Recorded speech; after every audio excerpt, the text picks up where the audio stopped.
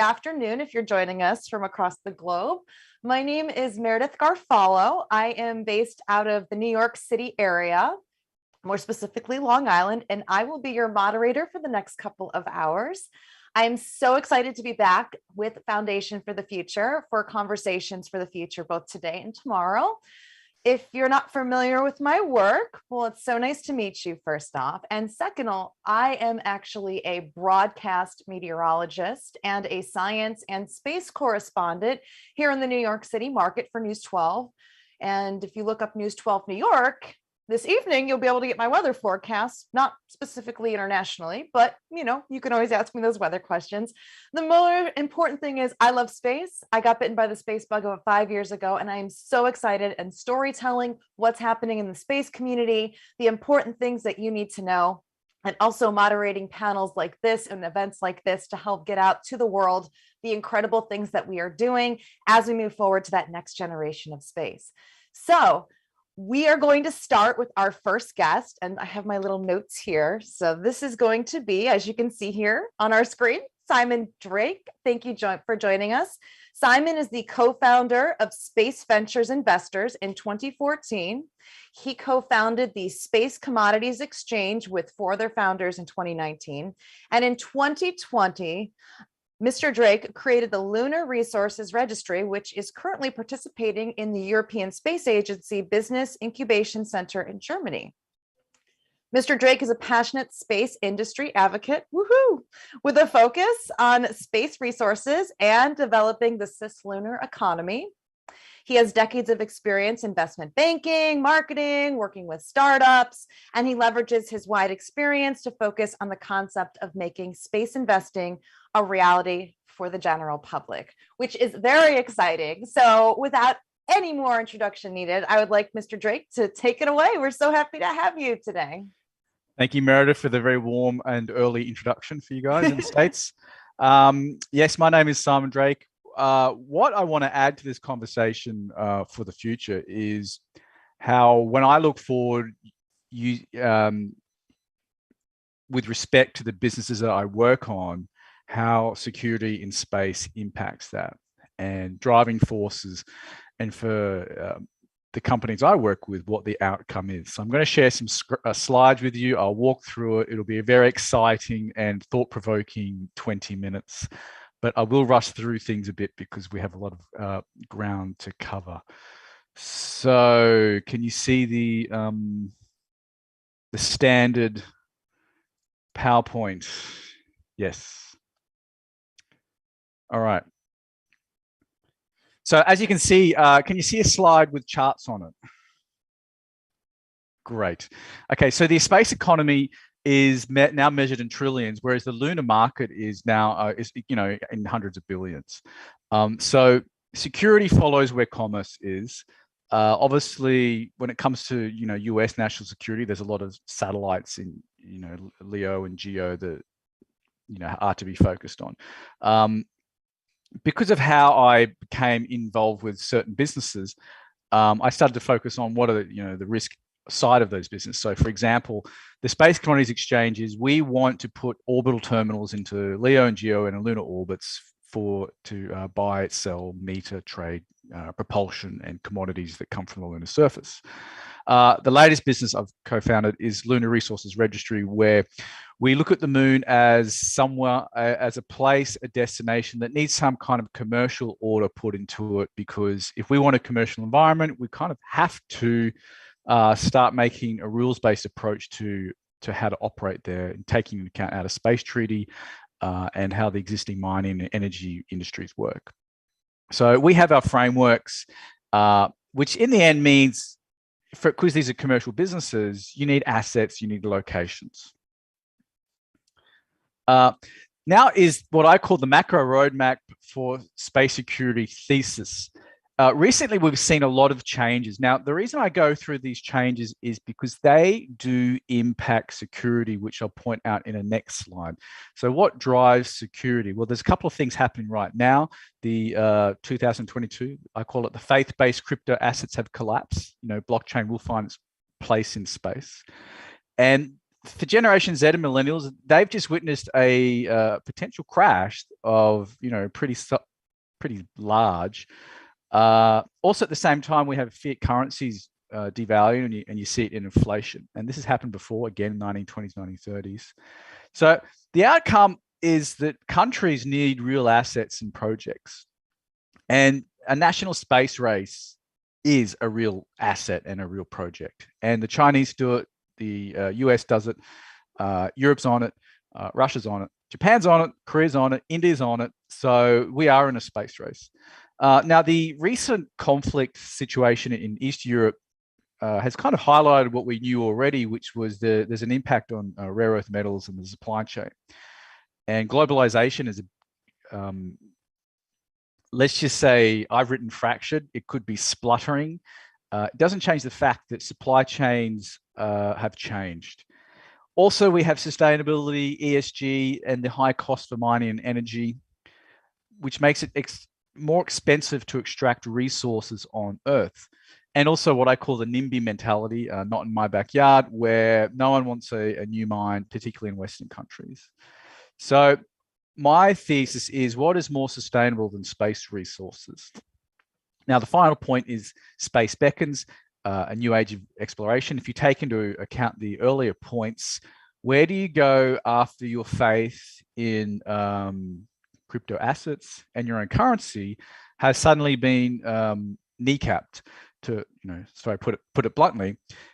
And this has happened before in society over the last centuries, where economies go up, economies go down. What do people want? They want real things. So my thesis is they will look to space, which means that will be one of the drivers for space security, because you can't get one without the other. Now, here's what I call the strategic cislunar tipping points, where security is going to come in waves, and it's based on certain drivers for the cislunar economy. So first one is conflict escalation. So we're pretty familiar with land, sea, and air, and it's now it's moving into LEO, GEO, and soon lunar orbits. So the task is to protect and defend assets, and also to protect them from the potential of space debris. On the right is what I talked about earlier, the rush for commodities. So going to the moon to explore and extract. Private ventures will find a way through capital markets to do that. And the security question is, who and where and how do they establish to protect these resource locations? Now, bear in mind, this requires a bit of a demand supply shift and a boom bust mentality, which we're kind of familiar with after dot-com booms, the everything bubble, etc. On the lower left is the new age of exploration, which I talked about in the other slide, where what happens if we have tech fatigue and meta exhaustion, where we're just over everything virtual and we want real exploration, and investors will back it and smart politicians will promise it. So this could be a natural progression. On the far right, lower right, is the winds of trade. This is where the commercial industry and the general inquisitiveness of commerce wants to get involved. So commercial satellite operators and launch companies need new markets. Servicing the moon is the next market. Then from a security point of view, who's going to defend these commercial assets? And I guess also who is going to look out for them and warn them of impending dangers from what could be a space debris on the moon or something like, or in a lunar orbit. So there is room for security to expand outwards as commerce expands outward. Commerce expands outward based on drivers. Some of the drivers I've listed here, these are my interpretations, but they're drivers nevertheless that lead to wave of commercialization, which requires a wave of security. So one of the companies I've been working on, the Space Commodities Exchange, is to have orbiting terminals in multiple orbits. Start off with geosynchronous, then put one in low Earth orbit, and then one in a lunar orbit. So the orbiting terminals will initially be holding propellants as part of the orbiting service market. A terminal near the moon will be holding water or metals extracted from the lunar surface. Now, these are big ideas, big concepts, 10 years away. Yet we know that once you have these terminals, these assets are also targets. So the question is, who's going to protect them if there was ever a conflict in space? And the question is, it comes down to who owns them or the country of origin. So that's a very important question going forward for anyone who's thinking about building assets in space on a grand scale, so grand that they can potentially become targets. Next thing, Lunar Resources Registry.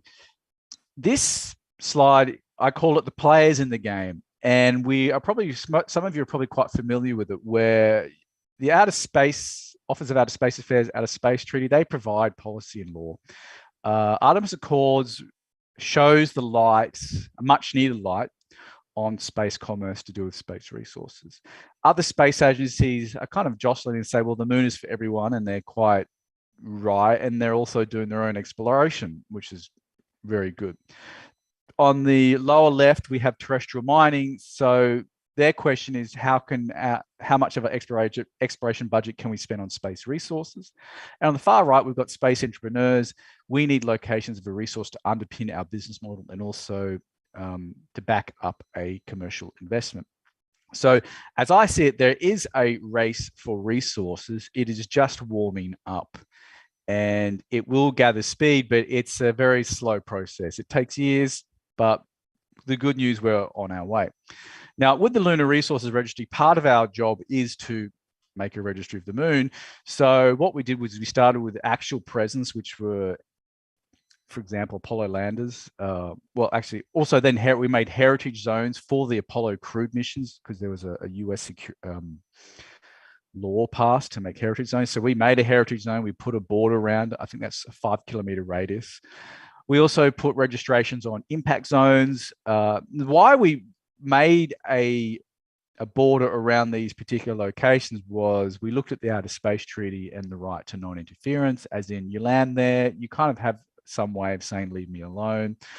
And so that was for us the start of a registration process, where if somebody lands somewhere on the moon, they do need a certain space to operate without a foreign party landing next to them and blasting regolith into their equipment. Our next focus is on more science locations, development zones of resources. Our current list of planned missions, which is growing and changing as more and more companies say that they're going to the moon. We curate a list and try and keep up to date of who's going. All this is available on our website. We have some lovely maps we've made, very interactive.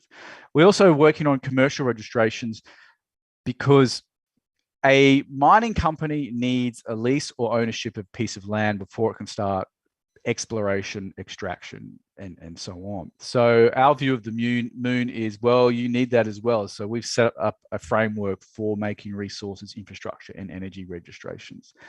This is, to us, a grand way of establishing order from chaos. But then the next question is, a security presence is needed, because who's to monitor activity from a governmental point of view? So there is a space for national security from a US point of view, a European point of view, and whatever country comes along, to have a role in observing commercial operations.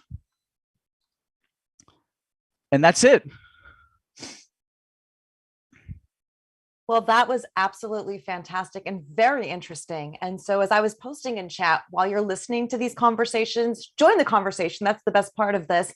Put your questions in there and I will make sure to ask them. But just to get things going, Simon, I know there's always that question that comes up. Well, we talk about investments and all of these ventures, and you think immediately people that have a lot of money and people that really have a lot of extra ways to get involved in space, but space is open for everyone. So how do you answer that question too? How can people that maybe don't have a lot of extra capital right now, how can they get involved in this, in the programs that you're supporting?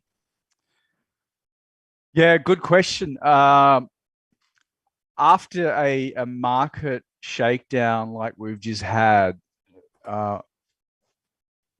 I don't want to be giving anything that resembles investment advice, but as a straight up example, our company, Space Ventures Investors, is a shareholder driven company. So we do offer shares. Then you have listed companies, some of which have been around for decades, like the large satellite operators, the SPACs that have come along. And there's also particular funds. Again, I don't want to issue investment advice, but the best time to look at these companies is after the hype, and the hype is kind of gone and they've repriced a bit. So if you're a small investor and you want to look at something, choose an area or a vertical and choose a company and follow it and think what you understand, or pick an area that you have a better understanding of. That's how I would approach it. It's a tricky one because everyone's different. Everyone has a different price point, pain point, risk point. Well, that's great. It's like anything in life, right? We have to take risks. We have to take chances, just like if you're somebody that's into the stock market or making other types of investments. So that's a great answer. We have some questions that are coming in. The next one that is here right now for us is, under current treaties, when a lunar mining operation takes on board some regolith and processes it, does the regolith legally become part of the spacecraft and therefore owned rather than still be part of the celestial body? That is a great question. My last interpretation of the Artemis Accords was, and I think the Luxembourg space mining laws was, if you go to a celestial body and you extract something, if you operate that spacecraft from one of those two countries under their laws, they will respect your right to place a commercial value on what is extracted. So you can essentially sell it. So if you go somewhere, let's say a very deep and dark crater on the moon, and you extract oxygen, and then you transport that oxygen to an orbit, and you want to sell that oxygen, that's accepted. But under current laws, you can't own anything. You can't own the crater where that oxygen came from. Does that answer the question? Adrian asked that question, so I think so. If not, I'll have him type some more stuff here in the chat, which, by the way, if you're just joining us, hi, make sure to put your questions in the chat right now. We have Mr. Drake joining us right now. Another question coming in, Kobina would love to hear your views on the issues of sovereignty, property rights, safety zones, and appropriation of resources at some point. Just a short list. Okay. Yes, just a short list. Sovereignty. You would be chatting for hours. Yeah. What we have is let's just call it the Outer Space Treaty, is a framework which we operate in. So there are no property rights, but there are some ways. If you land somewhere, you can kind of say, please don't land near me because I don't want to be interfered with. I don't want regolith thrown up against my craft. And that is, for us, for our Lunar Resources Registry, the means to make a safety zone, as in it's actually a physical safety zone of you don't want a craft to be damaged. Now back to the appropriation of resources I just explained earlier. If you're operating with a country that has the laws intact or implemented, where you can extract resources and appropriate them commercially, that helps the business model of building space resources businesses. Wonderful. And Adrian was very happy with how you answered his question. So well done. Mr. Drake's doing a fantastic job. And thank everyone for your questions as well. Darnell has a question for you. Could a country that has not signed the Outer Space Treaty declare ownership of portions of the moon due to their citizens stepping on it? How would that affect everyone else who is unable to own property on the moon? I don't know. That is a great question, because what happens when someone outside of the framework comes down and says, hey, I'm here? I think what's interesting is that with anything space related, it's just so inherently hard to do anything. So there's got to be cooperation on so many levels for anything realistic to happen, that it would be pretty amazing if a country that wasn't in the Outer Space Treaty could get a whole mission together to do something, to go somewhere of value and somehow try and claim it. It could end up in a very expensive mission to claim a rock. That they'd want to back it up with something rewarding. Is that a good answer? What do you think, Darnell? Thumbs up? Thumbs up. Double thumbs up. That's really good. Anyone else have any questions for Mr. Drake? Again, he is joining us right now. It's from Space Ventures Investors. Yep. See, I try to memorize all of this, and sometimes you got 2 days ahead of you. Yes, I know. Woo, trying to definitely get some good resources from this. And everyone, by the way, really appreciating your answers. Someone else, Adrian, would like to follow up on Darnell's question. Might this lead to port of convenience registrations to enable such claims?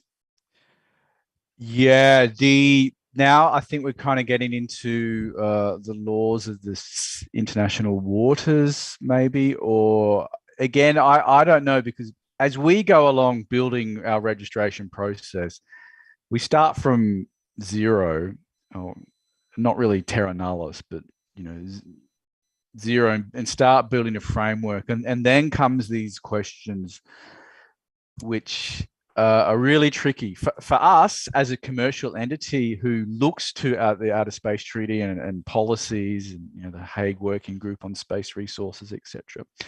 We try and fit in what a commercial entity requires, and with existing frameworks.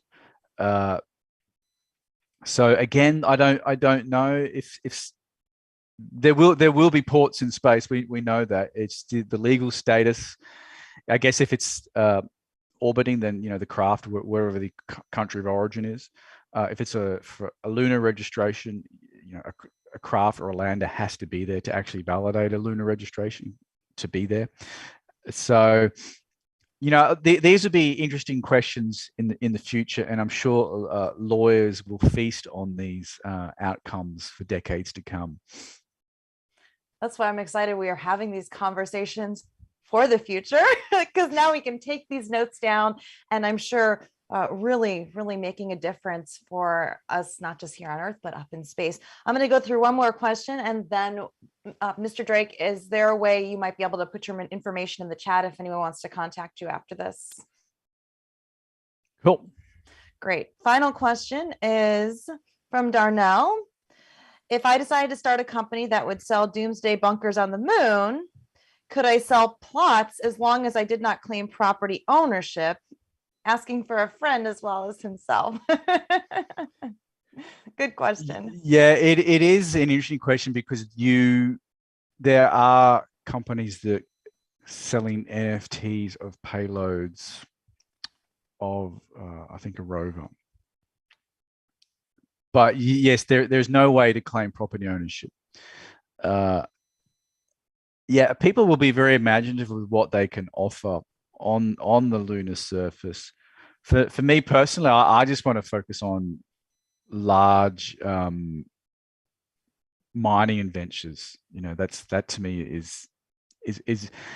is where the real innovation is at. Large scale ventures that build out actual resource extraction operations.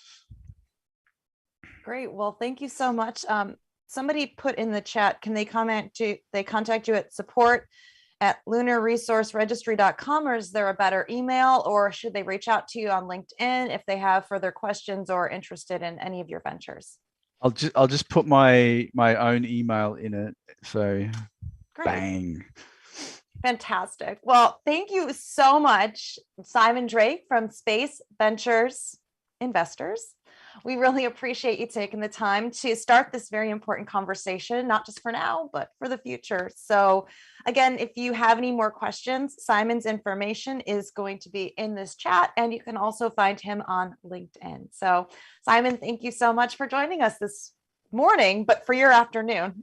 Yeah, it's nearly beer o'clock. Well, then you go enjoy that beer, because that was hard earned for your conversation. All right. Thanks for the questions. Of course. Well, thank you everyone who is joining us. Thank you everybody for participating. We really appreciate you being part of the conversation because it's the ones that we are starting now that are going to make all the difference for the future. And that's why Foundation for the Future has great events like this every month. Our next guest, she's a regular. You probably recognize her name and you'll recognize her face as well. But we are so excited to welcome back Laura Forzik. Now it is time officially for What's Going On with Laura Forzik. And if you have been looking forward to this as much as I have, this is going to be a very, very fun half hour. Now, Ms. Forzik is the owner of space consulting firm Astrolytical, specializing in space science, industry, and policy. She's also offering space career coaching services and publishing industry reports. She serves as an advisor for Cislunar Space Development Company and for All Moonkind. And she is the VP of Research and Analytics for the Beyond Earth Institute. She serves as a mentor for the Brooke Owens Fellowship Program, and she is also a NASA subject matter expert for planetary science missions. She has published not one, but 2 books, Rise of the Space Age Millennials, and the brand new book, Becoming Off-Worldly. Laura, it's wonderful to see you again virtually. So what's going on is the big question. Thank you so much, Meredith. And thank you again for having me once again. There is so much going on in the national security sector. There's too much, in fact. So I'm only going to be covering news from the past 2 weeks, just because there's way too much to cover. So I apologize if I leave out huge segments. This could literally take up days worth of reporting. So first off, I'm going to talk about nuclear propulsion. This is an area that actually got me started in space policy because I come from a planetary science background, and we planetary scientists use a lot of nuclear propulsion in our probes, landers, anything that goes too far away from the sun. And it has real implications on the defense side as well. So the Defense Innovation Unit, they recently selected, I think yesterday, Ultra Safe Nuclear Corporation and Avalanche Energy. So these are 2 companies that work on batteries. So the defense sector is interested in nuclear propulsion, and they want to do an in-space demonstration, and they need proper batteries. So these 2 companies were selected for grants to demonstrate chargeable encapsular nuclear radioisotope battery. It's called an Ember Core. And I'm not an expert, so you're going to have to Google it or ask somebody else if you have any specific questions for me about that. Avalanche Energies, and sorry about that, it is Ultra Safe Nuclear Corporation. We had a question in the box. I'll try to keep up with questions, but I might not be able to keep up with all of them. I'll check them at the end. So those 2 companies are going to work on batteries. So when you're talking about nuclear propulsion, you're talking about something that is not, by the way, nuclear weapons grade. We're talking about usually plutonium-238, which is has been used for decades in space hardware, space propulsion. And then there's different types of nuclear propulsion, which hopefully we can get more funding to upgrade, because they've been working on trying to upgrade nuclear propulsion for a while. Now, why is this important? Because we can't always rely on solar power, and we can't rely on chemical propulsion either, as we have been. If we want to go faster, if we want to go farther, if we want to do long-term missions, we really need something better. Nuclear propulsion is a really great way to go. All right, so I am going to move on really probably quickly here because there's just a lot to cover. So tactical response, you might have heard this. It actually changed its acronym recently. So it used to be TAC-RL, and now it is TAC-RS. So sorry, morning I can't speak. Tactile, oh my gosh. Tactilely responsive launch turned into tactilely responsive space. So the Space Force Space Systems Command, they selected in August a small satellite launcher to fly a payload to LEO really quickly. So it's short notice. So we're talking about, instead of, it's sort of almost like how SpaceX is like announcing 2 days before launch that suddenly they're going to launch Starlink, which I think is what happened with this morning's Starlink launch. I think it was announced 2 days ago. But in any case, this is for the Defense Department to say to a launch company, not SpaceX to say to SpaceX, that they are launching like now, or like in a couple of days, right? Really, really fast. That is unheard of in the past. And that's where they want to get to. So this would be the third award, the third mission that the Defense Department is going to award for what's now called TAC RS3. And so this is for specifically small launchers, but you might have seen, I have this specific image, I know I've shown it during this presentation months ago, of a Starlink, or what looks like not a Starlink, a Starship, or what looks like a Starship, doing rapid launch as well for the Defense Department. So they are looking at both, right? They're looking for small launchers, they're looking for cargo, they're looking for humans, but probably more cargo. And so this could be used for humanitarian purposes and also for defense purposes, right? So that is something to keep in your mind if you're more of a launch kind of person, that this is something that the Defense Department is super interested in. Just recently, just like 2 days ago, I think it was, the concept of a National Space Guard was once again brought up. This is not a new concept, but I think it was 2 days ago, Senator Joe Manchin of Delaware, of West Virginia, he's a Democrat. He submitted, along with several other senators, it's a bipartisan legislation to create a National Space Guard.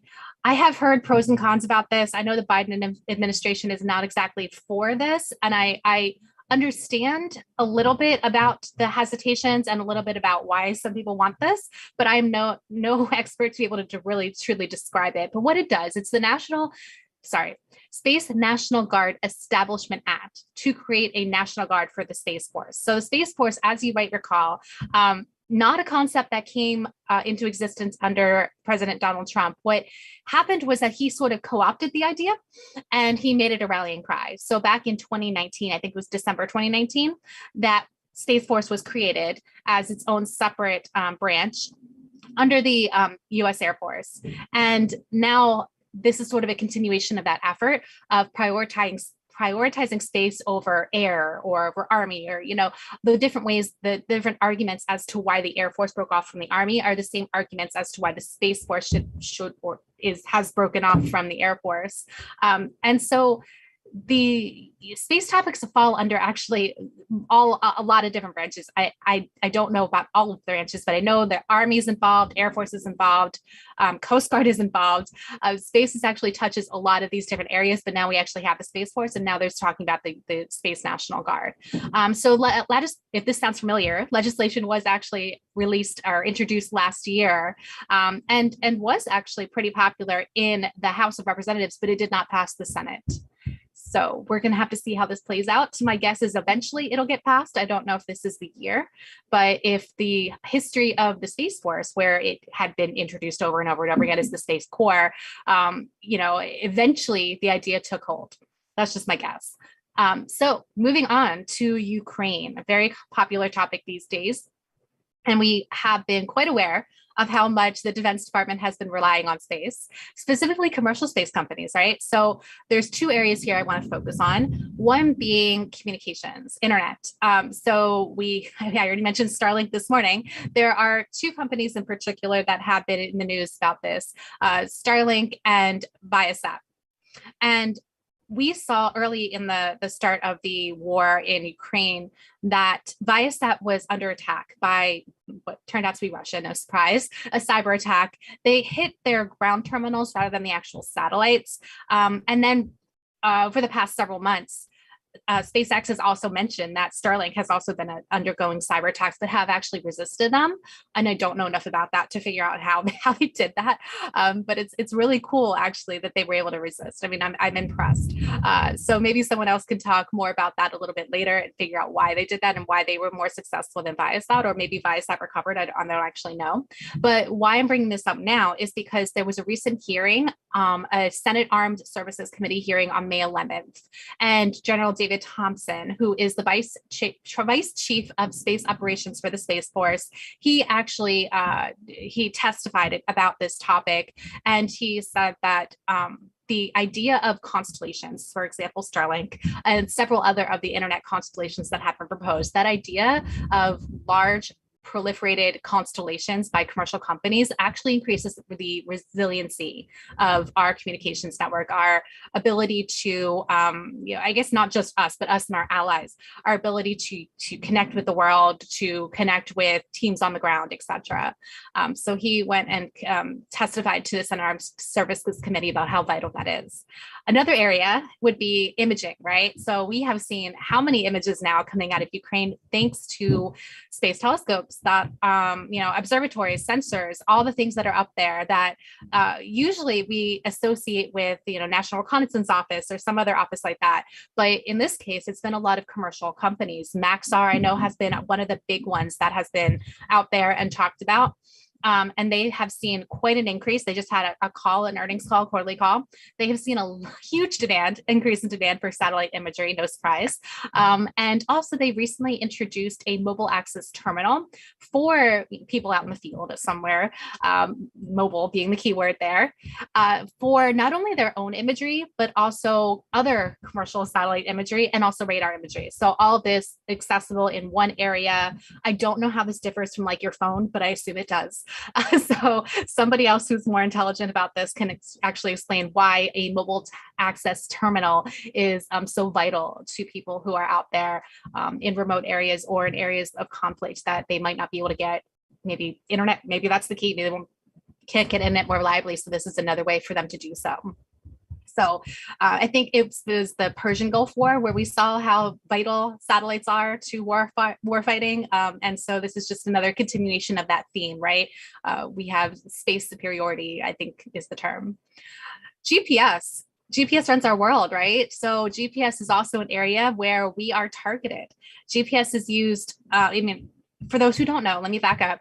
GPS is a global positioning system. It was developed by the US Defense Department and run by it. And now the whole world uses it for free, right? It is something that we all rely on for not just the phones in our pockets, but also banking transactions, tracking, all kinds of reasons why we need GPS and other types of positioning, navigation, and timing satellites. So that's PNT. So there have been companies that have been proposing alternatives to GPS for resiliency purposes, because GPS is now a target for jamming specifically. Also, last year, Russia went ahead and blew up one of its own satellites in November. You might remember that. That was horrible. And they also threatened our GPS satellites. They threatened all 30 some of them, 32, I think. They literally put out a statement saying that they would blow up all 30 some of our GPS satellites if we displease them, which is probably impossible for them to do. But, I wouldn't put it past them to try to, at least kill one of them, which they just demonstrated in November that they could, which is catastrophic for the entire world and not just for us or the people who use GPS, because it creates that debris cloud that we have seen is so catastrophic to our orbital environment. So not necessarily kinetic anti-satellite measures is the reason why we need alternatives to GPS, but more the jamming, more the cyber attacks, that kind of thing, which we have seen. And again, I'm no expert on this, so someone else will have to talk about more specifically where we've seen the jamming of GPS. But why I'm bringing this up is because I don't know exactly if this is pronounced CACI or CACI or whatever. I'm just going to say CACI. CACI International is a company that is funding experiments to demonstrate technologies for military purposes.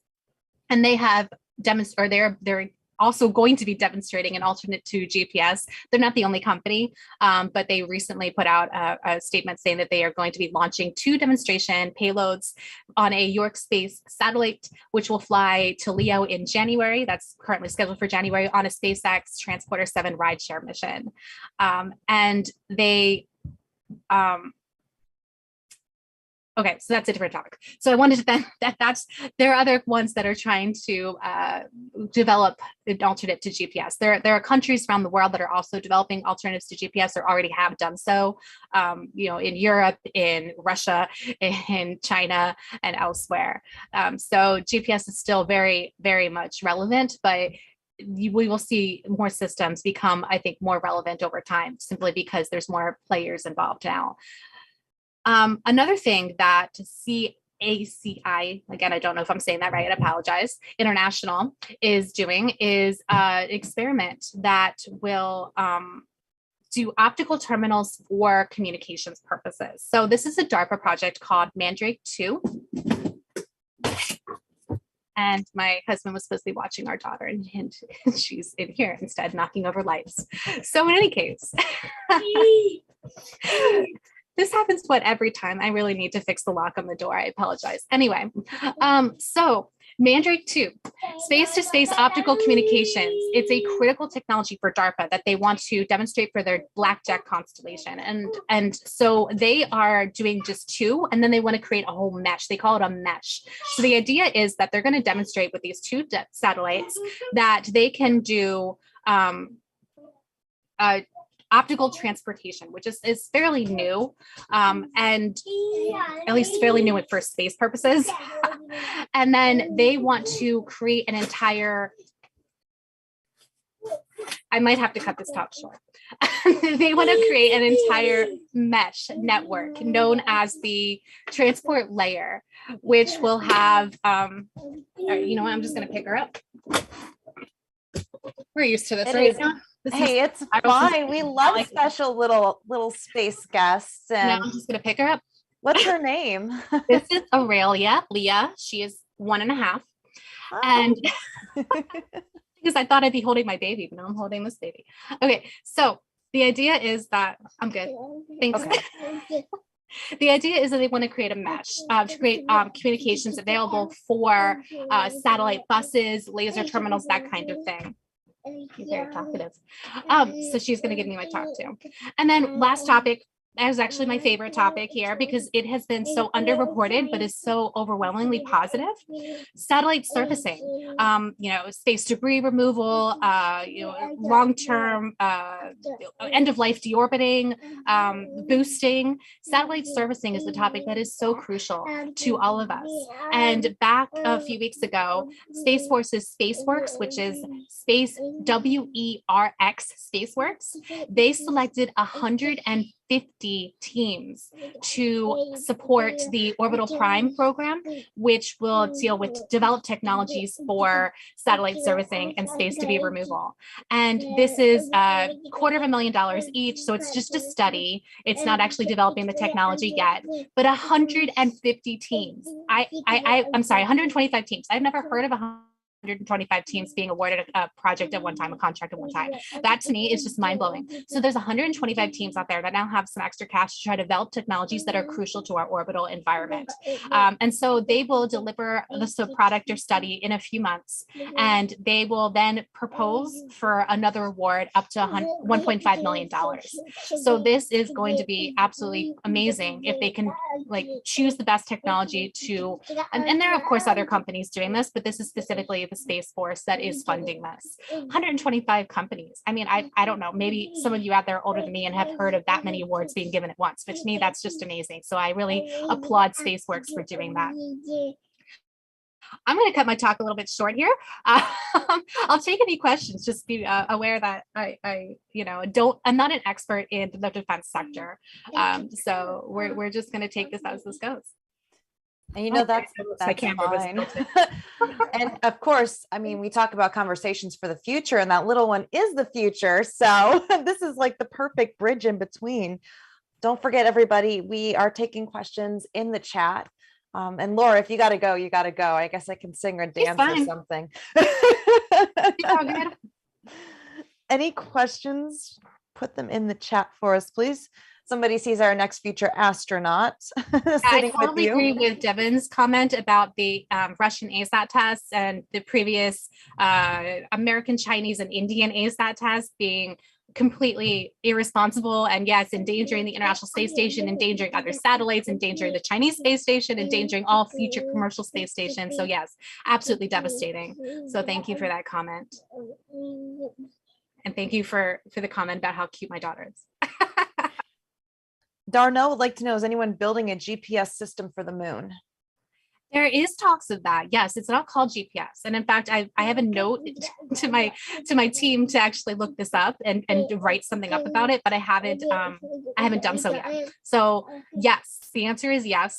We GPS systems don't work very far beyond Earth orbit, right? And so the moon is in Earth orbit, but it doesn't reach. So we definitely need a new system of communications, a new system of navigation and timing, and we need all of that infrastructure for the moon. And that is actually something that the national security sector is involved with. There's even something called something about highways. I don't remember the acronym anymore, but something about the cislunar highway, where the Defense Department wants to understand the cislunar and orbital environment, and or XGO if you prefer. I had a whole rant on Twitter about why I don't like XGO, but whatever term you like, that is definitely within the area of future interest of building up the infrastructure that we have here on Earth for space on the moon. This is such great information. Any other last questions for Laura? Because mommy duties we know are very important. Looks like Darnell's a question. There's a rumor SpaceX will offer $5,000 round trip tickets to the moon based upon $100,000 offer to Mars. Would you go if available? Because I know I would. I don't know about that rumor. That doesn't sound realistic to me price wise. We do know that SpaceX has sold a Starship mission circumlunar. We don't know how much. It was like a down payment on the development of Starship, and that was 3 years ago, 2019. Is that right? I'm talking about Dear Moon Project. And so we don't know how much that was. We can imagine how it's expensive, right? They're still developing this gigantic rocket system. But yeah, absolutely. Any mission that I could afford to the moon, or if someone wants to sponsor me, I'm there. Yes, I'm going. There's another question Sabrina has for you. Are there any websites or news forums that you would recommend for keeping up with space topics, in addition to the great job that you're doing getting the information out there? Oh my gosh. So there's so many. So pick your favorite journalists and follow them on social media. That's what I do. I probably follow like 100 space journalists on social media. I love you guys. Thank you. I sign up for newsletters. I think I do like 5 daily and then several weekly. I know I've mentioned Payload on here before. Sign up for that one. Space News is one of my favorites. Space.com, via satellite. I don't actually know how they pronounce that. There's just several podcasts. I'm addicted to podcasts. I'm actually about to put out my 3rd annual edition of podcast recommendations for space. I've subscribed to over 80 podcasts, so I'll be doing that soon. You can follow me I'm on Twitter and LinkedIn. Thank you, Devin. And so that, I'm addicted to Twitter. So that is where I get a lot of my news is Twitter. So just, keep following the areas that you're most interested in. So if you're interested in defense, there is specific defense space related organizations that are putting out information either by, social media or by email or, newsletters, whatever it happens to be. So you choose where you are most interested and then just keep on signing up and reading or listening for information. That's great. And you answered the question, where can people find you? I know I already tweeted at you, so starting that conversation going. Any other questions that we have? Actually, Laura, they were wondering what your Twitter, somebody, look at you. You're so good. She's like on these questions. Thank you all for your patience here. I will fix the lock on our office door and hopefully won't be disturbed next time. Do you have a podcast, Lord? Devin was asking if you have. No, I don't have the quiet, as you can imagine, to actually record podcasts, but I am frequently on podcasts, most recently on Are We There Yet by Brendan Byrne, and Space and Things is coming out next week with Emily and Dave. So I'm frequently a guest on podcasts, but no, I don't run my own. Right. Any other questions for Laura? Uh-oh. Put her down. That was the thing. Thank you so much all for your patience. You take care.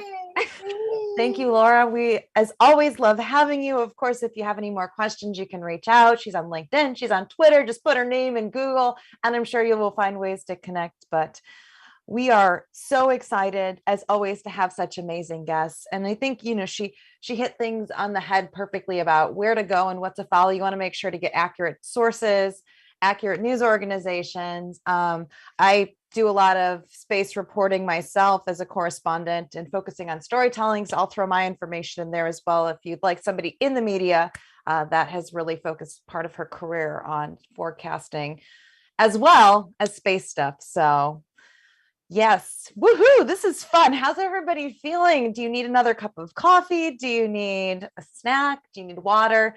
We've got a great interview coming up in just a few minutes, but as soon as we are good to go, I'm just checking in to get the green light. And as soon as I do, our next guest, Mr. Scott Weintraub, will be definitely a conversation to not miss. Again, if you are in the chat, lots of great information in there. Laura just posted her Twitter and her LinkedIn. I saw a couple questions. I will throw my information in there as well, if I can help with my background in television and the media. But we've got a great group today. And as soon as I get, look at that, Tim's already on it. Amazing. Laura also posted a few links, spacemuse.com. I mean, there's so many great resources out there, and there's so many people working hard together to do the storytelling and to get that information out there, because as we know, the conversations just don't happen in here. They're also extremely important to happen in our businesses, whether it's focused on space or it's in the general everyday things that we are doing. So I'm gonna wait and see if I get the thumbs up for Scott. And then actually this next part's going to be exciting because my friend and colleague, Tim Chrisman's going to be the one doing the interview. But before we get that, I can give you a little bit of background on Scott Weintraub. Just got his updated bio for all of you that are joining us. Of course, then I try to find it on my phone and it's asking me for a security password. And I'm like, what is going on? Okay, I found it. I'm organized, I promise. So our next guest will actually be starting in just a bit, but just so you know, Scott Weintraub is the founder, working to make reusable satellites, habitats, and spaceships so we can safely live and travel in space, which I know definitely is something a lot of us are interested in. Me too. So just to give you an information, Mr. Weintraub is the founder and CEO of Modularity Space. Mr. Weintraub has also been leading efforts on in-space servicing and modular reusable space systems since 2014. And in 2019, Mr. Weintraub founded Modularity Space to build modular serviceable space infrastructure to enable mankind to safely live and travel in space. So we're going to be so excited to hear more from Scott. And without further ado, I would like to bring in Tim Chrisman, who I'm sure needs no introduction because he is everywhere and he is a face for space. I just made that up right now. I think that's pretty cool, right? It's good. It's better than a face for radio. Okay. Okay. We're glad to have you, Tim. Thanks, Meredith, and thanks for hosting today. I love it. Yeah, I'm excited to be here to talk with Scott and hear more about the work that they're doing there at Modularity, sort of his journey. He's one of the people that has more of a tailor-made resume for the commercial space sector. When we see a lot of people that are starting companies or coming into the sector, they have come from different fields or they've come from science. So myself, I came from political science. I tell every physicist I can find it's the hardest science. But with Scott, he has a degree in commercial space operations. And so it's exciting to have one of those people that's school trained in what we're doing here and running a company to do just that. So Scott, thanks for joining us and welcome. Hey, thanks for having me. Yeah, so I wanted to talk a little bit about your journey here, get into what it is that Modularity is doing, and then go from there. Yeah, absolutely. My journey is a unique one. I was born in Cape Canaveral and grew up on the Space Coast. So I've kind of got space in my DNA. And I'd say that's what really led me here. Um, I was actually doing medical. My first tenure was ocean rescue. I was a captain and EMT running the beaches of Brevard County. So I was watching launches, and I would say really it's in my DNA of what led me here. But when I transitioned to Embry-Riddle to study space operations, it was actually the first of its kind. I think I was like number 14 to graduate, or 24, something with the fours there. And it was pretty unique. It was like a jack of all trades, a master of none. It was designed by industry to figure out a way to fill the gaps in between management, operations, and engineering. Yeah. So yeah, it really was a unique path that led me to where I am today. Yeah, no, it's there's a ton of different stories of how people sort of got motivated to come into the sector. It's not as common for somebody to say, "Oh, I grew up in the shadow of Cape Canaveral." What was that like as a kid? I know as for me as a kid, my dad flew small planes, and so we were always at airports. But what was it like at Cape Canaveral? Yeah, it was pretty interesting. So it was really unique where I remember all the way back in kindergarten, like if there was a rocket launch, the whole school would go outside and watch the shuttle launch. Yeah. Or being woken up at 5 or 6 a.m. to the sonic boom and the house and the windows shaking. So it was awesome. I'd say a third of the school I went to's parents worked for the space industry. So yeah, it was a treat. Yeah. And what was it that made you think you wanted to do the commercial space side versus working with NASA? Yeah, so I was at UCF in Orlando, about an hour away from Embry-Riddle, and I was studying biomed. So I was going to either take the MCATs or I was going to go to PA school. And I just figured, you know what, instead of doing biomed, I think commercial space operations would be a way cooler bachelor's to fall back on in case I didn't get in. Yeah. And that's really what happened. And it transferred me. And then what happened was my first semester, I was a junior transferring over. My first semester, they were like, write a report on space debris. And all of a sudden it was like, whoa, space debris. And that's what kickstarted everything. Yeah. Well, and that's it's funny how sometimes little things like that change the course of our lives. What was it about space debris that sort of captivated your attention? I think first thing that got me was the picture we've all seen. And there's just like a million dots surrounding Earth, and you can't even see Earth because there's so many dots covering it. And then immediately after that, learning about Kessler syndrome, which is if things start colliding, then there'll be mass collisions and more collisions, and we could lose everything and essentially go back to the 60s technology wise, like lose a lot of our communications, tracking, GPS, et cetera. And so when I kind of got that, I was like, okay, something has to be done. And we started working on on-orbit servicing tech, really research and development, where what's going on. And to my surprise, a lot. The government, I mean, I have reports dating back to the 70s for space tugs. So it just until now hasn't commercially been viable like we see today. So it's pretty cool to be here today. Yeah, for sure. And so you initially started a company, Weintross Incorporated. Can you tell us a little bit about that? Yeah, so in 2016, I actually incorporated Weintross while I was in Australia. I was doing a business development internship with the CEO of Sabre Astronautics, which is essentially to start this company. I'd already sent him my business plan for Weintross. It was the common day on-orbit servicing startup that we see. We want to do docking. We want to be able to refuel. We want to be able to robotically service.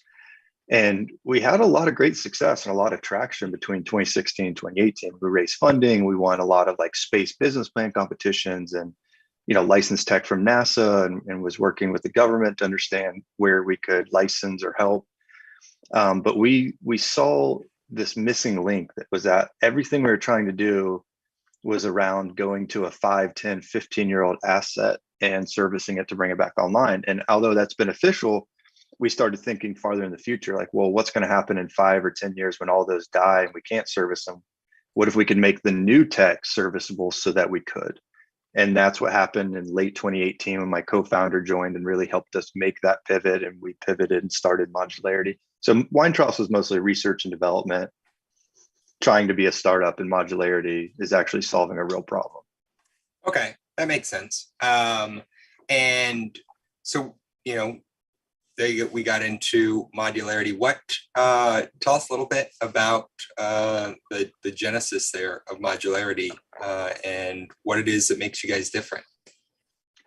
Yeah, Modularity, what makes us different is I would say that we all have that core hunger for on-orbit servicing and space debris, but we're applying it in the other side where we can partner with everybody instead of having to try to compete for business. And that makes us really unique. So a lot of the companies that were around back in 2016, 2018, still around today, went from competitors to partners. And that's really different. I think the thing that separates us from everybody is the fact that our technology is built around using wireless, cableless modules. And what that means is, today, the way to get a lot of different payloads or technologies on a satellite is to have like a box, and the box has like 36 different types of connectors so you can connect anything. Yeah. And what we've been developing over the last 3 years, mostly through Air Force, Space Force, and NASA SBIRs and SITRs, is a wireless, robust, reliable ecosystem for the different components on board the satellite. So if you think about back in the day, we had to have a wired phone and you had to plug your laptop in for AOL. Yeah. And then came wireless routers, and you can just walk into a building and auto connect at your Starbucks or anywhere. We're kind of enabling that on the ground. And what that means is it's a whole different way to look at space. If you can make it wireless, well, now you can test wirelessly. And that simplifies a lot of the problems. Well, if you can integrate and there's an issue, you can swap something out very quickly. And when it's in space, you can now swap it out. And lastly, the cherry on top for us is wireless enables 3D printing of modules, because you don't have to worry about running wiring harnesses. So that's what we're trying to do. We believe the future will be wireless as it is on the ground, but in space. No, and it's, when you talk about it, it seems like this must already be what's happening. Of course, having modular components, having all of this ability to mass produce is like, we've been doing this with everything else for the better part of 100 years. Why aren't we, how is this not already a thing with space? What is it that you guys are able to do differently that enables this? Yeah, it's kind of a full stack, one of those scenarios where it's the unique understanding of on-orbit servicing and where the gaps are, and focusing like the wireless software in those gaps. Mm-hmm. So not to get technical on you, it's sure. Essentially looking at the real problem areas. So commercial off the shelf, sure, we've seen some issues with the supply chain, but for the better part, how do you connect, 6 different types of a component from 6 different manufacturers together? And so that's what we're really been focusing on. And then once you've been able to connect them, how do you make sure it's robust and reliable? So I would say like the unique knowledge and the unique positioning where all of our friends and colleagues, literally hundreds of companies we met along the way, are in this space, and we're a text away or a phone call away of like, hey, what do you think about this? So that's what we've been able to come up with these answers. We were just uniquely positioned, the timing of the market, the timing of our background to where we are today. Even the SBIRs and SITR grants that have led us here have opened up these unique insights. Okay. Is there, when you're looking at how you're going to be selling this to customers, and in theory, looking at your website, if you go to modularityspace.com/rent, there's a calculator there. If people want to check that out while we're talking, this seems incredibly easy to use. Anybody can go on there and say, yeah, I want to rent, a small payload with a handful of payloads over the next 5-6 years, and monthly payments and stuff. What kind of customers are you seeing? Yeah, So part of our brand is being transparent. It's one of the, again, those unique insights where everybody's just really tired of not getting answers. And it's like, it takes me 6 phone calls, NDAs, and all this just to get a ROM quote from somebody so I know what it might cost. So we built that calculator, and I'm really excited that in the next month and a half, we'll have the new website up, which is going to be even better, more interactive. But yeah, like go to our site if you have a 1U, 2U, 3U, and you have a payload, specifically Earth observations. A lot of our customer base, there's a lot of interest in flying imaging payloads or accessing imaging data. Instead of building a satellite, we'll rent to the space. So the business model is pretty unique. Let's say we have 100 kilograms of capacity on a satellite for customers. If you need 3 kilograms, well, then we'll price that accordingly, 3%, and then we'll rent it to you. So you can pay a deposit and then pay monthly like you would if you were renting office space. So we're hoping to really reduce the cost barrier that way. And then the modularity and wireless, what we call hot swappable capability, will reduce the speed. And that will hopefully enable new markets to evolve. Yeah, no, it's such a cool system because, in theory, even if company A rents your services for a couple of years, goes out of business, changes their mission, whatever, you still have it there. You can still rent it to the next person who has the same mission, and or you can swap things out. That's what's the how fast can you essentially turn around a rental? Yeah, so we are relying a lot on commercial partnerships. So you'll see in the next 2 years, we're going to do a lot of in-space demos with different partners who are building space dugs. So we're going to demonstrate multiple docking, refueling, robotic servicing, and we're going to start demonstrating modular assembly in space. So the big issue is those guys bringing their costs down. We're hoping to not have to service for like 4 years, to be honest. We're hoping to put up a reliable bird. But what happens is when you look at traditional servicing, the barriers were that we were trying to servicing stuff that wasn't designed. So we needed these big robotic arms. They had to have tool belts and be able to change out between 8 different tools. I mean, you got to cut in, pull insulation back, cut valves, wires, whatever. Well, if it's modular and it's designed to be serviced, well, then you can have one end effector on a robotic arm, just one tool that can swap out different modules. So for us, there's a lot of different ways to do it. We could send up resupply cargo that's really low cost and be able to swap it, or we could leverage commercial partners, or what you're going to see with us over the next few years is using it during demonstration missions. So our partners get flight heritage, and we can also get capability swapped out while we're demonstrating, improving with them as we go. Yeah, that sounds awesome. It's a lot of what is talked about on your website is partnerships with other organizations to handle the servicing itself. I assume that the growth of all of these in-space servicing companies is one of the key things that is enabling this mission. Yeah, it is. It's, again, a lot of these business models we tried back 2016, 2018. It was just too early and didn't work. Now we have NASA funding it. We have the Department of Defense funding it. We have investors funding it. We have commercial companies buying services for it, especially in GEO, for station keeping and using it that way. So we are hopefully enabling those guys as a customer. If you're working in on-orbit servicing, Modularity is your customer. We want to pay you to service our technology. And so, yeah, we're hoping that it's successful, and we're hoping that we can contribute to it. And I believe we'll see it. I believe by 2030, just like we're going to have electric cars that are all electric by 2030, we're going to see satellites all be serviceable by 2030. That's my goal.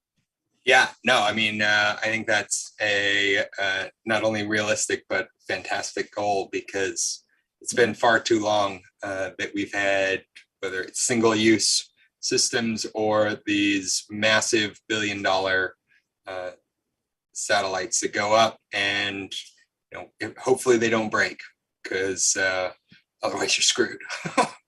Yeah. Oh yeah, and they do break. About 10% do. Yeah.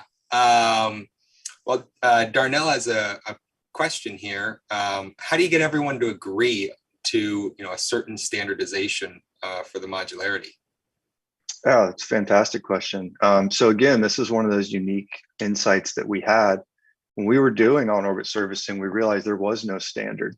There's literally organizations for standards, and there's no standard. There's about a dozen different types that we use. And if you switch it to wireless, where you could essentially plug the connector on that component or their payload into a wireless dongle, well, then that dongle, you could just have different types that work for different standards. And then the actual standard is now in the software. It's no longer physical.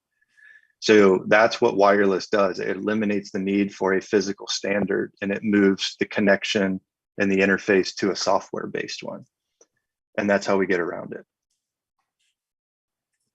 That's clever because I just saw news the other day that Apple might be switching their charging port to USB-C because of EU regulation. And as an Android user, I'm delighted.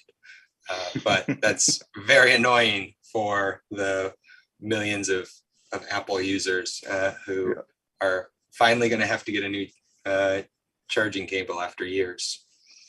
Or they get a wireless charger, and then it solves the problem. I have not plugged my phone in quite a while because wireless charging's so great and it's gotten really fast. As you've you've started one company with a sort of intent for the research piece. Now you've moved into modularity. That's the more customer facing piece. What was the most surprising thing you found as you've done these startups?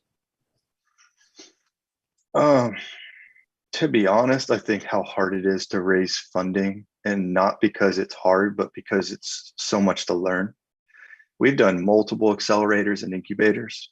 I think the hardest part of a startup is understanding that every investor is different. You're never going to make them all happy, and how to navigate that process, because it's really not taught too much. And I won't name names, but we've done a lot of different programs, a lot of space focused programs. And there really needs to be more focus on teaching founders how to navigate the investment side, almost like a boot camp on how investors think, how they operate, what they require, what they're going to think about.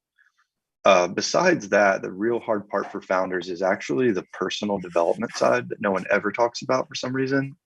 Is like, to be a founder and to build a company and to lead a team, you're always going to be reading another book. You're always going to be doing something new, or listening or looking for somebody new that can teach you how to be a greater leader, how to build a great team, reading books on what the greatest companies ever all had in common, and learning the little tips and tricks. So that's my advice for anyone younger in the journey. For me, is start now, start reading as many books as you can that's revolving around how great companies have been built, and learning the fundraising process, because it'll save you so much headache in the long run. Yeah, and I think a lot of people, they get hung up on this idea. Well, what book should I start with? Where do I go to begin? And I think it almost doesn't matter. Just pick up a book on improving your business, making better decisions, whatever it is the topic is that you're struggling with or interested in. And you can just start the ball rolling.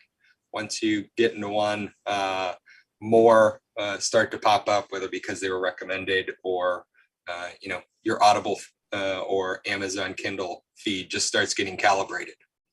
Mm-hmm. Yeah, I do. What I recommend for folks is try to choose a book that'll solve the problem you have now. Mm-hmm. And then choose an audiobook to listen to when you're working out or you're driving in the car. That's personal development. So like I'm reading a book right now. I read 10 to 20 pages every day, and it's about, what some of the greatest companies have in common. Tried and true, 150 years of research. What do they all have in common? And really, it's all about teams. So how did they build great culture in teams? And then in the afternoon, I'm listening about personal development on just how to be a better leader, how to handle tough situations, how to check your ego, how to embrace humility, how to take ownership, and then trying to put those in every day. So that's my advice, is pick something that you're going to read that solves a problem you have today. Yeah. Yeah, no, that's good advice. It helps with that positive feedback loop as you feel good about being able to get through whatever problem of the day it is. To that point with the, personal development, you all have a number of employees over there at Modularity Space. What is it that you look for when you're hiring someone? What's the key piece? Yeah, we have a really unique core set of values. Again, humility, ownership, things like that, where we're looking for folks who, one, are creative. So I'm looking for somebody that I don't have to tell what to do. They're going to bring new ideas to the table. And we encourage that. But what you find is that's really hard to get people to do. But 1 out of every 25 or 30 is that character. And so that's what we're looking for. We have a set of rules where from the earliest intern, if we just hire, we have an intern program, and from the earliest intern, they have a voice. So if they have a new idea all the way up to me, they're allowed to say it. And so we're looking for folks who will say it. And we're willing to hire based off that, discipline, or even fire on the fact that if we're having to ask people and we don't have any questions, you should always have at least one question for us at the end of a call. So yeah, I mean, it's a little unique where we're that company that's like, we want to hear your voice and we want people who are going to speak up. And that's what we're always looking for.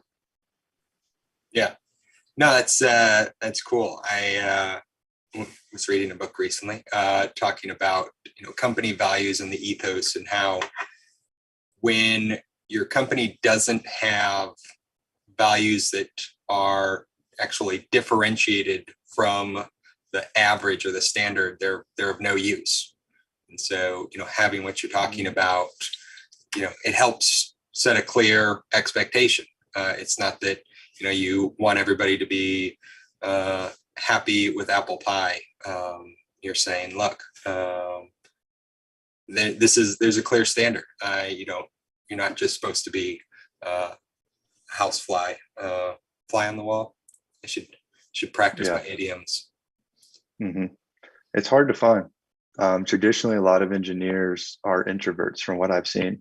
They very much like, literally, I've had people ask, like, I want a cubicle, just tell me what to do. And that's great. Some really great engineers that way. That's just not what we're looking for. I want someone that's going to shoot me a Slack or email message at 8 p.m. on a Sunday and be like, boss, I was thinking about this. What do you guys think could really help us here, there, or, in the future? Yeah, no, I agree. There's something about the idea that the people you're working with are as passionate and as engaged as you, and are, willing to put the mental effort into continuing to try to solve problems, whenever and wherever they are. It's cool to watch. Yeah, it is. Is there, you talk about this culture of giving people a voice.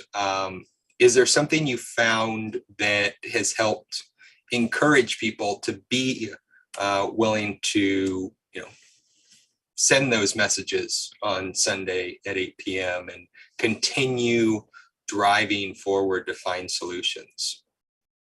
Yeah, I did. I follow Jocko Willink. He's a retired Navy SEAL commander that is now what I consider one of the best leadership trainers in the world. Yeah. And he preaches ownership. And that's what we embrace, really. Those are the core values. And what that means is, from the new intern, we give them their own project. Yep. And it's up to us as their supervisor, all the way up to me, to make sure they have everything they need. And if they fail, it's not their fault, it's ours. We didn't give you the right tools. We didn't give you the right direction. We failed you. And that changes the way people think. And so if you do that from the top, which I do, down to the newest intern, then everybody naturally starts taking ownership. This is my project. I'm in charge of this. Therefore, if I don't have something, I need to actually ask for help. Yeah.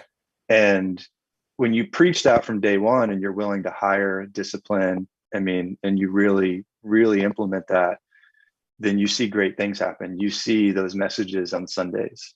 And we've had really great success with that. So if anybody hasn't read Extreme Ownership or followed Jocko and his team, shout out to them, because we've basically modeled our core values and our culture around that. And it's unbelievable. Problems get solved. We don't have issues. We don't have things that sneak up. People ask the questions now. Yeah.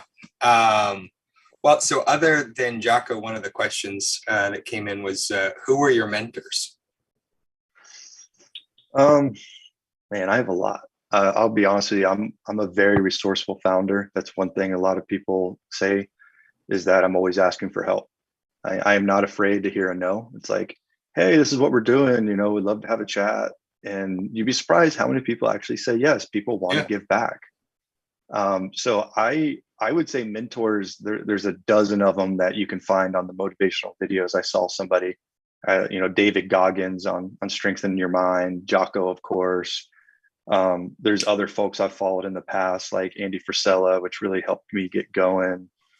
Of course, they throw Tony Robbins in there, Florence Nightingale, like all the great motivational. I listen to those YouTube videos too. But I'd say mentors today, I've probably got 4 or 5 mentors that I've got through accelerator programs that are space founders who are very successful in the space industry that I can call and text at any time of the night and get an answer or to look at something. And I guess since I'm on this rant, I'll throw out, like, anybody listening at starting a company, you can't do it without help. You'll never, so you got to find those mentors. I wouldn't be here today without any of them. Yeah, no, it's very true. There's definitely this mythos around founders, whether it's from movies or the news, that it's them. Maybe it's a pair of them, maybe it's, one, but, they're holding startups together with duct tape and grit. But you're right that nobody's doing it alone. They have a host of support all around them. Mm-hmm. Yeah, I mean, if I added it up, I've probably got close to 50 people I could probably call at any moment that we've built relationships over the years. And I do. And they're in different sectors, but you're always learning something new and, like, always kind of pushing those boundaries of not really knowing what's next and, like, going into the unknown, as they say. And when you can just text somebody and ask them that's been there before, it's so nice. It really is. Yeah. And you mentioned, some of these people are in different sectors. There's, going back to the stereotypical engineer, there's sort of a idea that, well, they're not in my field, why would I ask them for help? What's the value you found in reaching outside? Yeah, so I do have mentors that aren't in the space industry. You get a unique perspective. There's definitely some challenges with it, of course, not knowing your industry. But for instance, I have a great founder who's very successful startup, raised a lot of money from the top tier funds. And I use him for fundraising advice. Like, hey, what do you think about this deck? What do you think about that? And it's just a great example of somebody that's not in the space industry that can kind of take a 30,000 foot view at what you're pitching or what you're doing and point out errors, like, hey, this doesn't make sense or that doesn't. But yeah, we have suggestions all over, from legal, patent attorneys that aren't specialized in space, to non-space engineers. Like, we have a few that are in UAVs but are really successful, and yeah, hopefully that answered it. There's a lot of value in getting an outside perspective. Yeah, no, I definitely agree. I think that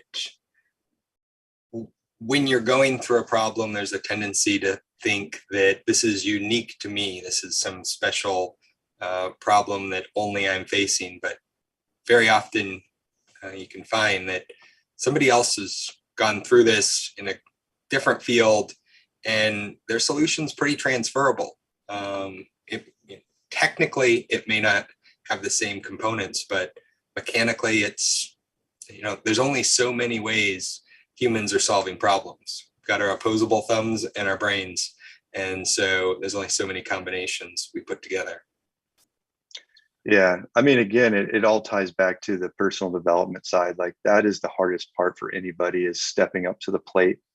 I wake up every morning just like every other founder. There's no one pushing us. You got to create your own tasks. So yeah, there's always somebody out there that's got it worse. There's always somebody that had to work harder.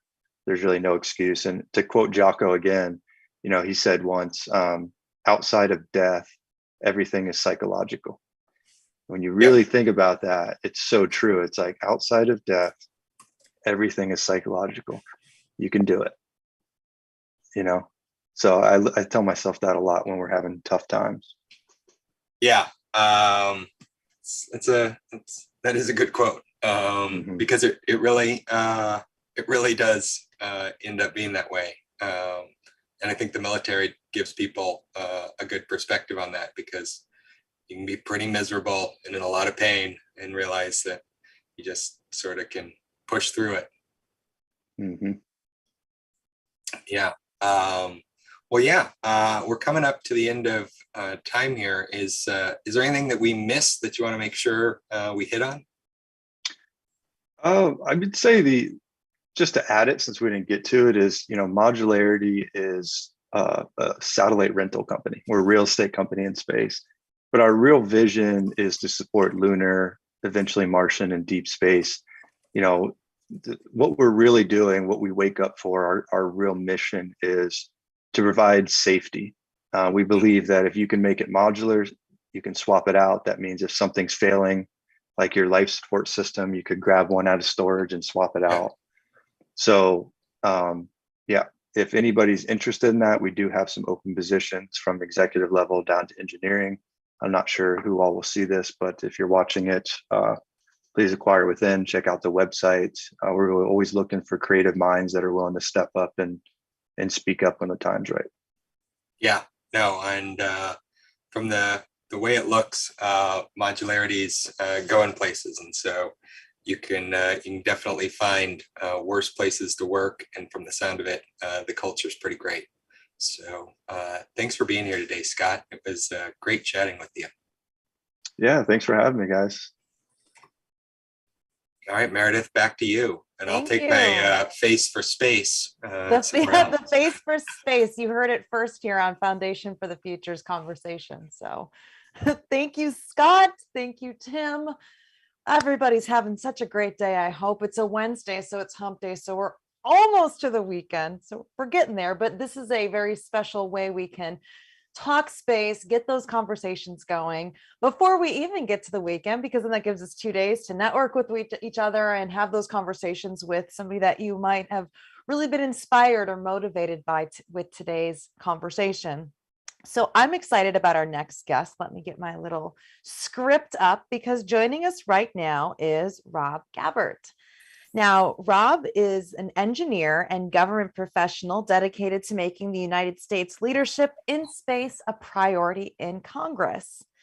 Now, he has 10 plus years forming deep relationships in Congress and government agencies. Mr. Gabbert has also industry knowledge from helping clients in OSAM, in-space logistics, and in-space resource utilization. So Rob, thank you so much for joining us for this conversation this May. We look forward to hearing a little bit more about you, and yeah, let's get that conversation going. Well, thanks a lot, Meredith. That's going to be tough to follow up on. I read a lot of philosophy as I get older. I was an engineer growing up, but I found myself as I get older, I have to read a lot more about, psychology and philosophy to understand the ways of the world or understand myself. And just like he was saying, that starting anything from scratch, it's almost impossible. And it's the hero's journey, right? Where you realize that you got to slay the dragon, but when you have to realize that you are the dragon. But enough of that. But thanks for having me today. Just having a quick segment on America's Space Pact. Maybe a few of you have heard about it, but I want to reiterate what it is and what we're trying to accomplish, and a couple of new things that we're working on. So the PAC is really, our mission is to make space a priority in Congress. Now that's a big lift. There's a lot of other things going on with insurance and Medicaid and taxes and finance. So how do we get space to be a priority in Congress? Fortunately, there's so many great organizations and advocates and companies already doing the hard stuff. Foundation for the Future wants to do, make it easier for financial services to bond space infrastructure or workforce development, and the Space Force Association is really amplifying their messages. So we look at the PAC is really just a centralized location for all these great organizations and companies to really just put their weight behind some of the bills that can really help the space industry. And one thing that I get asked a lot is, how do I know if I donate to you, like, how are we going to keep space, nonpartisan? That's kind of top of our priorities. This isn't most PACs, they're trying to get people elected for one reason or another. We don't operate like that. So we are actually forming a compliance and oversight board, a bipartisan board that will say, okay, if you're going to donate to the head of the Commerce Committee, Republican, you're going to have to donate to the Democrat as well. So $1 in for a Republican equals $1 in for a Democrat. But really all this does is just help educate the staffers and the members that aren't on traditional space committees about the needs of the industry. How do we make space an economic development zone? How do we encourage more investment into the industry? How do we make sure that people are paying attention to what's happening with China? Are we going to make sure we're outcompete them? So we're doing a couple things in the future here that are really, I think, is going to really increase the surface area of opportunity for the industry to really pass pro-space legislation. And what we're doing is setting up a series of luncheons with the Financial Services Committee, who can help create bonds for long-term space infrastructure, or maybe there's some CFIUS issues. There's a lot of foreign investment that's trying to invest in space companies that we don't need that to happen.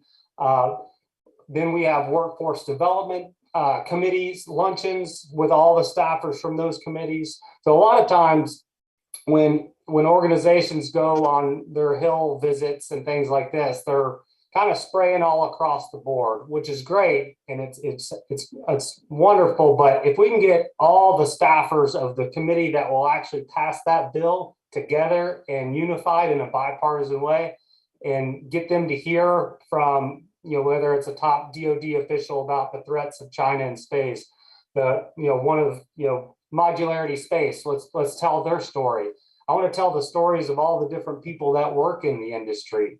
I don't think we do a very good job saying, Joe from Kentucky is welding stuff for the International Space Station. People don't know that. They assume it's a billionaire thing or a science project. So really, the goal of the PAC is to humanize the industry, show Congress what we're doing, and show how boring committees like Financial Services, they can help the industry. How can Ways and Means, that's the tax committee, how can they help the industry? How can labor, which is workforce development, how does space impact your committee? A lot of times when you call a staffer and maybe they're on the Space and Science Committee, that they handle all the NASA civil space stuff. So if you're talking anything about economic development, or maybe you want to set up a strategic commodity reserve in space, that didn't go through their committee, and they turn off. They just, they're like, that's a waste of my time. So we got to do a better job targeting the people that can actually pass the stuff, pass the bills that can help the industry, and organize them in a bipartisan way and transparent.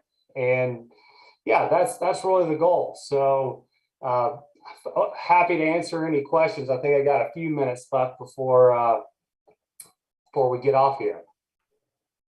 That was great. And as always, don't forget to put your questions in here. We have time for a couple right now. So we'll do this in a twofold. So first, Rob, are you located in DC? Someone wants to know. And then second, is there a Congressional Space Coalition or caucus? Great questions. I actually live in Lexington, Kentucky, but I am in DC a couple weeks a month. So I've got a nice direct flight. I can get in on the Hill by 7:30 and then home by 10 o'clock at night. The cost of living here is a little bit nicer than Washington, but I'm there a whole lot. Yes, there is different caucuses. So there's a Space Force caucus that got stood up recently. There's a space caucus that's out there. There's an aerospace caucus. There's a few different ones. And I'm glad someone asked that question, because that's a big part of what we're trying to do is, get these members at least to join these caucuses. And what that even means is they're going to send a staffer, a 20-year-old intern, to go sit in on a committee hearing and report back to them. But I think that's really the goal, is that these people need to have the information of what's going on, whether in civil space or defense space, and say, oh, shoot, these are some real problems, or there's actually real economic value to this stuff. Maybe my committee, financial services or ways and means, could help out. So yeah, that's a big goal of the PAC, is to really encourage members to join these caucuses for situational awareness. Awesome. Now, if people want more information, or say they do want to connect with you and you're in DC, is there a good way to reach you? Email, LinkedIn? Did you want to drop that in the chat, or is there somewhere that people should call to get more involved? Yeah, so I just pasted in the chat the website, my personal email, and then we're not relying on big corporate donors here. This is all, you can't donate to members of Congress without personal money from US citizens or green card holders. So this is a very grassroots effort, and really, I'm not the guy. I'm not the face of this thing. I'm just the guy behind the scenes. I understand Washington. I understand the money flow. I want to showcase your stories. I want to tell, what's happening in your industries, what you're doing, what your problems are, what can help your companies grow, what can help protect our country, in the future. And so, yeah, if anyone wants to make $10 donation makes a big difference to us. So if you want to check out the website, we have a donate button there. I've got a short video that is a little more polished than my rambling here today. But again, want to reiterate, this is a bipartisan thing. We're going to be radically transparent about how we spend the money. And, it's just something that needed to happen, and hope to be just the glue that keeps all these advocates and organizations and industry partners. Let's unify on this and keep having more conversations, increase the surface area of opportunity for pro-space legislation to pass. That's wonderful. Well, thank you so much, Rob. We enjoyed having you here today, even if it was for a short time. No conversation is not as important, big, small, whenever. We appreciate your contribution. So thank you. And we are now going to head to our final person for this morning that will be joining us from Sierra Nevada. It is my pleasure to introduce John Wagner. He's the Vice President for National Security Space at the Sierra Nevada Corporation and leads corporate government relations and strategy to best support the national security space and intelligence communities. Now, prior to joining SNC in 2018, Mr. Wagner also served in the U.S. Air Force for 27 years. Thank you for your service. And commanded at the squadron, group, and wing levels that included the 45th Launch Support, Spacecraft Processing and Integration Squadron at Cape Canaveral Air Force Station in Florida, the Joint Space Operations Center, and the 614th Air and Space Operations Center at Vandenberg Space Force Base in California, and the 460th Space Wing at Buckley Air Force Base in Colorado. John also built and supported teams that led U.S. global space operations, space launch, and spacecraft integration and assembly, spacecraft mission operations, global and theater missile warning, space surveillance and control, and military space command and control. Thanks, Um, Meredith. I think, can you hear me okay? yeah, yeah, sounds good. I was Yeah, just thanks. finishing up your I bio. appreciate it.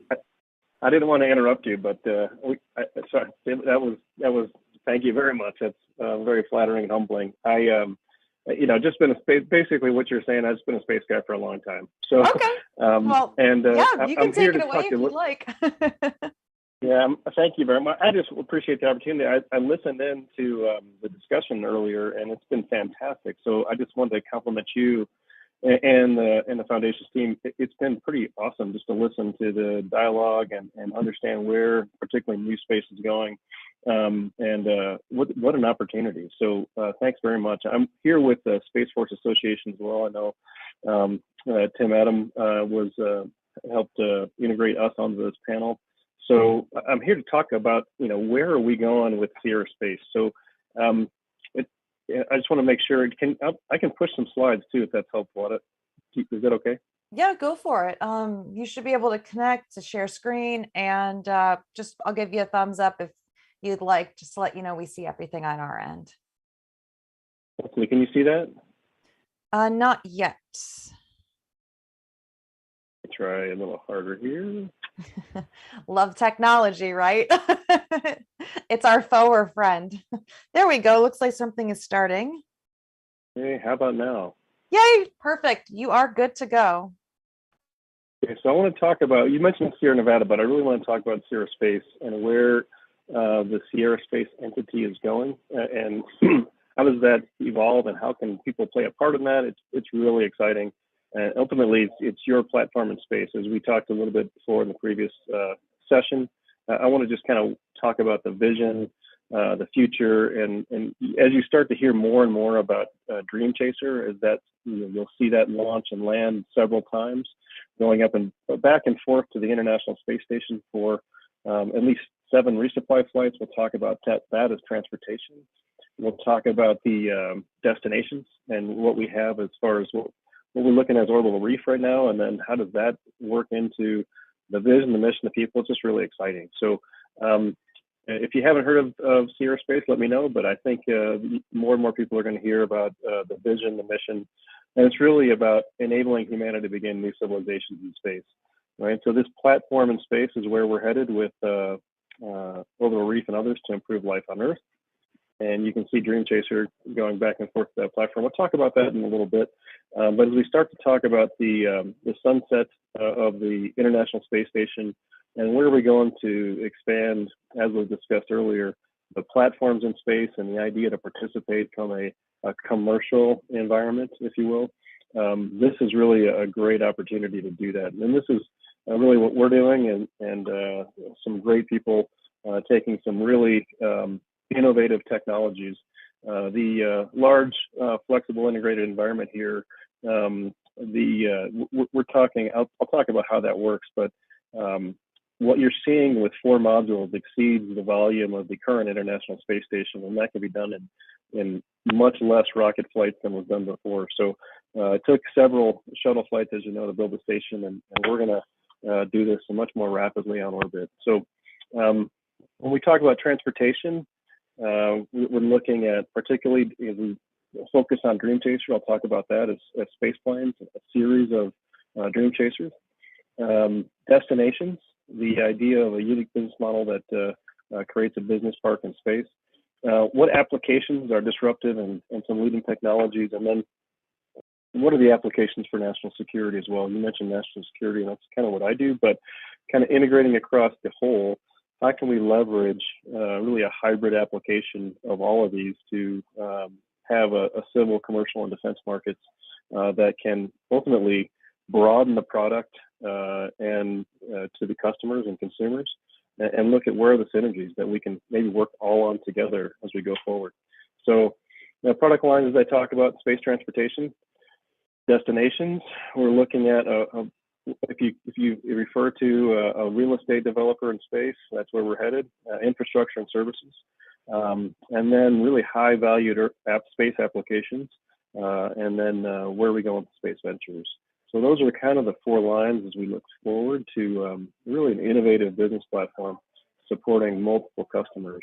So as we do this today, right? As we build this shared ecosystem and as we're open for business, so look forward to folks that could contact us and talk about how they can contribute and how they can be a part of the team. But really going forward to how does this really improve life on Earth, right? As we create this business park and space. Medicine that'll save a child's life, perhaps.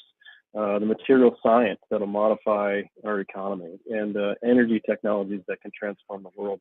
That's really, and I know I'm talking very rapidly here, but stop me if you have any questions. But this isn't just a PowerPoint dream, if you will. We've got a fully integrated production test, inspection capabilities, partnerships, and you can see Dream Chaser Flight 1 coming off the line right there. This is an old picture, but the structure's done, the tiles are going on, the wings are going on, and it's really looking like a real spaceship. And it'll come off the line and then go for testing, and then be on ready to go to the Cape for this time launch and landing this time next year. So really excited about where this is going to be. So you can see our Mission Operations Center. We can talk about our manufacturing facilities and really what we're doing right now to create this capacity and capability for various product lines from Dream Chaser. I mentioned the large integrated fabric environment module, the cargo module and service module Shooting Star, very versatile as well. That complements the Tenacity Dream Chaser, the first mission set. We're also a rocket engine company looking to leverage Vortex rocket engines on this first mission and subsequent missions as well. We generate a significant amount of solar power. We've got a part of our technologies to create more power per unit. We do also have pointing and motion control. So as we look at Dream Chaser, here's kind of a cutaway. It's really built for crew, and then we modified it for cargo. We'll go back to crew. I'll talk about the different versions, but carrying over 6 tons to the station of cargo. So really this is the largest amount of cargo capacity that we will have as a nation, and then come back to a gentle runway landing. So as opposed to a splashdown that we're seeing lately with capsules, it'll kind of resemble the shuttle with 1.5G gentle landing on a runway, and really landing on any large aircraft runway that's capable. Obviously we're working through the FAA, but the primary for NASA, you'll start to see that land at the shuttle landing strip as we go forward. And the toxic fuels to really not have non-toxic fuels to be able to approach the spacecraft. And looking at a variety of launching and landing capability, flying on multiple launch vehicles, as you can see here, and landing on any 8,000-foot runway in the world. That's what we're targeting for the future as we go through the permissions for landing. The crew variant, as I mentioned, it was designed for crew, very much a pressurized vehicle. So it carries 6 astronauts that'll be going back and forth to the orbital reef. And we're looking at March 26th to have that ready to go. As I mentioned, Dream Chaser 1 comes off for first flight this time next year. We should be analyzing the data from that very successful first flight, and so we're really excited about that. And then we're ready to go for the second flight as well. We also have another tail coming off the production line, so we'll start to see multiple Dream Chasers in the future. Destinations, I wanted to just throw up a kind of a schematic, an OV1, if you will, to talk about where we are today and where we're going to be in the future. With, again, you can see multiple avenues of transportation and then destinations as we start to really make low Earth orbit a commercialized platform that we all can leverage together. So what we're doing right now, we're partnering with Blue Origin, of course, and NASA for Orbital Reef, but obviously we're looking for other partners as well. So we're looking to maximize this opportunity. Okay, you can kind of see the vision here as I look at both from contract award and kind of really making this real and fleshing that out for a large business park in space. And you can see the inside here, multiple floors in each module. And so it'll be a fully contained, exciting environment for business product innovation, as well as improving life on orbit. So it'll be a nice destination to go to is our vision. And what are we doing with all of that to help others? You can kind of see not only are we in low Earth orbit, but we've also been proven on really the most demanding interplanetary missions. Every Mars mission, and really a part of every interplanetary mission, really every interplanetary mission since we started. Here's some examples. But we've been key technologies, whether it's the descent mechanism to Mars, very much integrated on the arm and the drill, and spinning out the helicopter as you saw on Mars and the last lander. And here's some of the from the Phoenix lander that we've built and helped build with our components to really being successful with NASA on interplanetary missions. So that's also enabled a full range of technology innovations. As I mentioned, electrical power, pointing, motion control. We're into each of these lines as well. So we'd be glad to be helpful to you if you need to reach out. So Sierra Space is here for you. And as I look at, we build dreams together. This is an exciting time to be a part of the industry. And we think these are dreams worth chasing, and we're going to go get after it, particularly in this decade, as you start to see destinations, transportations, technologies emerge. And I'll stop here and stand by for your questions. Awesome. That was such a great presentation. And we do have a couple of questions. So let's get right to it. Let me go back up. Darnell asked, will there be a larger Dream Chaser, as in building one that can travel to multiple points around the world in less than an hour, similar to what SpaceX wants to do with their Starship? We are definitely looking at those opportunities for sure. I mean, the focus near term is if you look at the series of Dream Chasers, let's call it a DC Dream Chaser 100, 200, and 300. So the 100 version is what you see. That's got to be successful going back and forth to the station, and that'll be the transportation that enables the reef, and you'll start to see that to be more routine. Routine is the key. I know space travel is hard, right? Space is inherently hard, right? But we're trying to make this appear easy and appear routine. So we've got a lot of really innovative and talented engineers making this routine. So the next piece is to carry humans, right? So to go back to crew and to build that Dream Chaser back out to carry people, because the first two are cargo missions, right? Cargo vehicles. And the third one is really more adapted to all orbits and logistics. So that'll be a little bit larger vehicle, but yes, there are plans for others. So we'd love to get your ideas. But transportation, particularly to any runway around the planet, and that's really the difference maker here. Remember, the space shuttle had to have a long runway of 15,000 feet, and X-37 the same way. So this is the first ever lifting body that we've ever flown from orbit. So I don't want that to be lost on anybody either. This is really going to be a significant, different vehicle. So thank you. Great question. That is a great question, and just gets us really excited about what's to come and where we're going. I mean, we're always excited about where we're at now, but looking ahead and thinking ahead, I mean, to have these plans, to have these ideas is fantastic. We have a time for a few more questions. Again, if you're just joining us, don't forget to hop in the chat and let me know, and I will ask our speaker. So this next question asks, can you discuss the funding appetite for private names and how you expect that interaction with rate tech milestones? Yeah, so I mean, obviously you've heard about the very public Series A that we just have completed. That's a $1.4 billion capital raise, so that was really significant. And we are looking for a Series B, and so there will be more to come. And please, contact me, and we can connect you with our team if you're interested to pursue that with us. But yes, we're going from very much a Sierra Nevada, a private company, to, as you can see with the investments, to be more of a public interfacing company, and then really a participatory, if you will, and with investments and investors, and really trying to get after this, not only for the commercial market, but really for the nation as well. So we're excited about it. If you'd like to participate, let me know, and we can give you our contact info. That's wonderful. And feel free to, if you'd like, John, to put in the chat ways that people can contact you, your LinkedIn profile, email, whatever is easiest.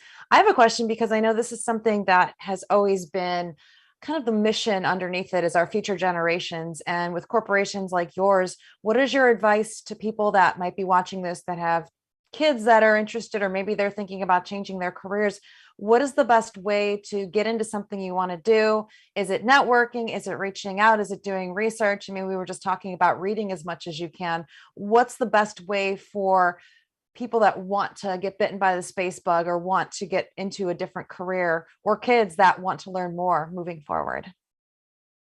Meredith, that's a great question, and that's what bit me, right? I mean, of course, I'm a little bit older, right? So you look at kind of the tail end of Apollo, and then where the space shuttle was going, and and all the space shuttle flights. It was super exciting. So that's why I ended up as an engineer working in this field. But there's so much exciting opportunities to participate in this new space market. It's not just about engineering. While we definitely need engineers, I'm going to put that plug out there for science, technology, engineering, and math, right? Because that's really a key skill that we value very much. But there's all kinds of ways to participate, and we have an internship program as well. So there's a lot of possibilities to grow within the company. We do a skill bridge, actually, even for military, as you mentioned, my military background. So a skill bridge for transitioning folks out of the military to see if they would like to participate in as a career with us.